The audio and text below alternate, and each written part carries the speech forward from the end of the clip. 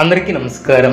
2026 సంవత్సరం మార్చి మాసం 9వ తేదీ సోమవారం రోజున వారి శుభ అశుభ ఫలితాలను ఈ వీడియోలో తెలుసుకుందాం. మొదటిసారిగా మా ఛానల్ చూస్తున్నట్లయితే లైక్ చేసి సపోర్ట్ చేస్తారని ఆశిస్తున్నాం. ఈ యొక్క రాశి వ్యక్తులకు గ్రహస్థితులు ఇచ్చే సంకేతాలు సాధారణంగా ఉండవు. ఈరోజు మీరు తీసుకునే ఒక నిర్ణయం మీకు వచ్చే కొన్ని వారాలు మీ యొక్క దిశను మార్చివేయగలదు. మీరు ఎప్పటి వరకు ఎదురు చూస్తున్నటువంటి ఒక శుభవార్త, ఒక పరిష్కారం, ఒక అవకాశం ఇవన్నీ కూడా రేపటి రోజుల్లో మీ వైపు కదులుతున్నటువంటి సూచనలు కనిపిస్తున్నాయి. కానీ జాగ్రత్త, తొందరపాటు నిర్ణయం తీసుకుంటే మంచి అవకాశమే చేతులెదురుగా జారిపోవచ్చు. అందుకే ఈ వీడియోని పూర్తి వరకు చివరి వరకు చూడండి. ఎందుకంటే చివరిలో చెప్పబోయే పరిహారాలు మీ యొక్క అదృష్టాన్ని రెట్టింపు చేయగలవు. మరియు చివరిగా మనందరం కలిసి జై దుర్గామాత అని పలుకుదాం. ఈ యొక్క రాశి వ్యక్తులు రేపటి రోజు మానసికంగా చాలా చురుకుతనాన్ని ఏర్పరచుకుంటారు. మీరు ఏ పని చేసినా దానిలో లాజిక్, ప్లానింగ్, విశ్లేషణ స్పష్టంగా కనిపిస్తుంది. ఉద్యోగస్తులకు ముఖ్యంగా పై అధికారులతో దృష్టిలో పడే అవకాశం కూడా ఉంటుంది. ఈ వీడియో చూసే ముందు ప్రేక్షకులకు చిన్న విన్నపం. శ్రీ సమ్మక్క సారక్క అమ్మవారి ఆశీస్సులతో జ్యోతిష్యం చెప్పబడిన విద్య, ఉద్యోగ, వ్యాపార సమస్యలు, ప్రేమించిన వారు దూరం కావటం వంటి సమస్యలు, స్త్రీ పురుష వశీకరణం చేయబడిన ఇంటి సమస్యలు కానీ, శారీరకంగా కానీ, మానసికంగా కానీ ఎటువంటి సమస్యలు ఉన్నా సరే పూజారి గారు ప్రత్యేక పూజలు చేసి మీ యొక్క సమస్యలను పరిష్కరించేదన నమ్మకంతో ఒక్కసారి ఫోన్ చేయండి. మీకు శాశ్వత పరిష్కారం చేయబడిన ఈ యొక్క రాశి వ్యక్తులు మీరు ఇంతకాలం కష్టపడి చేసినటువంటి పని యొక్క గుర్తింపు పొందే సూచనలు కూడా బలంగా ఉంటాయి. ఒక చిన్న ప్రశంస కూడా మీలో నూతన ఆనందాన్ని కూడా నింపుతుంది. అయితే సహోద్యోగులతో మాటలతో జాగ్రత్త అవసరం. మీ యొక్క నిజాయితీని కొందరు అహంకారంగా అర్థం చేసుకునే ప్రమాదం కూడా ఉంటుంది. వ్యాపారస్తులకు రేపు కొత్త ఆలోచనలు కూడా వస్తాయి.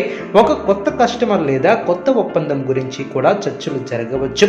డబ్బు విషయంలో రిస్క్ తీసుకునే ముందు 2 సార్లు ఆలోచించాలి.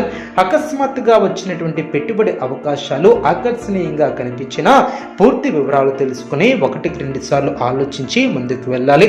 మీ యొక్క రాశి అధిపతి బుధుడు అనుకూలంగా ఉండటం వలన బుద్ధి, మాట, లెక్కల్లో మీరు ఆధిక్యాన్ని కూడా సాధిస్తారు. కుటుంబ విషయాలలో కొంతకాలంగా ఉన్నటువంటి చిన్న చిన్న మనస్పర్ధలు తగ్గే సూచనలు కూడా ఉంటాయి. మీరు ముందడుగు వేసి మాట్లాడితే పరిష్కారాన్ని కూడా త్వరగా వెతుక్కుంటారు. పెద్దల ఆశీర్వాదం తీసుకోవడం చాలా శుభప్రదం.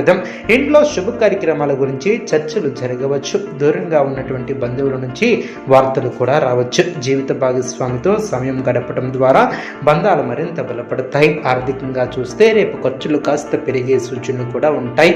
కానీ అవి అవసరమైనటువంటి ఖర్చులు అయ్యే అవకాశం ఉంటుంది. ఒక పాత బాకీ మీరు తిరిగి వచ్చే సూచనలు కూడా ఉంటాయి. మీకు పాత బాకీ కూడా వెనక్కి వస్తుంది. అయితే అప్పులు చేయటం మాత్రం తగ్గించండి. సేవింగ్స్ మీద దృష్టిని పెట్టండి. భవిష్యత్తు కోసం ఒక చిన్న ప్లాన్ను సిద్ధం చేసుకోండి. ఆరోగ్యపరంగా ఈ యొక్క రాశి వారు జీర్ణకోశ సమస్యలపై జాగ్రత్త వహించాలి. సమయానికి ఆహారం తీసుకోవడం, తేలికపాటి ఆహారాన్ని అందించడం ద్వారా, నీరు ఎక్కువగా తాగడం ద్వారా, ఒత్తిడిని తగ్గించుకోవడం ద్వారా, ధ్యానం చేయడం ద్వారా, ప్రాణాయామం వంటివి చేయడం ద్వారా మీ ఆరోగ్యం అనుకూలంగా ఉంటుంది. విద్యార్థులకు రేపటి రోజు చదువులో ఏకాగ్రత కూడా పెరుగుతుంది. పోటీ పరీక్షలకు సిద్ధమవుతున్నటువంటి వారికి మంచి రోజుగా కూడా మారవచ్చు. గురువుల సూచనలు చాలా ఉపయోగపడతాయి. ఒక చిన్న సందేశం కూడా అడగటానికి వెనకాడవద్దు. మీరు పెట్టినటువంటి శ్రమ వృధా కాదు. సామాజిక పరంగా మీరు గౌరవం పొందే ఆచరణలు కూడా ఉంటాయి. ఒక సమావేశం లేదా కార్యక్రమంలో పాల్గొనే అవకాశం కూడా ఉంటుంది. మీ యొక్క మాటకు విలువ పెరుగుతుంది. అయితే ఇతరుల విషయాలలో అతిగా జోక్యం చేసుకోవద్దు. సలహా ఇవ్వాల్సి వస్తే మృదువుగా ఇవ్వండి. ప్రేమ విషయాలలో ఈ యొక్క రాశి వ్యక్తులకు భావోద్వేగాలు కాస్త ఎక్కువగా ఉండవచ్చు. మీరు మీ యొక్క మనసులో ఉన్నటువంటి మాట చెప్పాలని కూడా అనుకోవచ్చు. కానీ సమయం, పరిస్థితిని చూసుకొని మాట్లాడటం చాలా మంచిది. ఎప్పటికే బంధాలలో ఉన్నటువంటి వారు అనవసరమైనటువంటి అనుమానాలకు దూరంగా ఉండటం చాలా మంచిది. ఇప్పుడు ముఖ్యంగా గ్రహస్థితుల ప్రభావం గురించి చెప్పాలంటే గురుగ్రహం దృష్టి మీపై ఉండటం ఒక పెద్ద శుభ సూచకం. ఇది జ్ఞానం, దైవ అనుగ్రహం, మంచి అవకాశాలను కూడా తీసుకువస్తుంది. మీరు ఆధ్యాత్మికంగా కూడా కొంచెం మక్కువ చూపితే మానసిక ప్రశాంతత కూడా పెరుగుతుంది. ఉదయం సూర్యారాధన చేయటం, విష్ణు సహస్రనామం లేదా లేదా గాయత్రి మంత్రం జపించడం చాలా మంచిది. ఇప్పుడు రేపు ప్రత్యేక పరిహారాలు ఏమిటంటే పసుపు రంగు దుస్తులను ధరించడం శుభప్రదం. పసుపు పువ్వులను దేవునికి సమర్పించడం మంచిది. ఒక గురువుకి లేదా బ్రాహ్మణుడికి శక్తి మేరకు దానాన్ని చేయండి.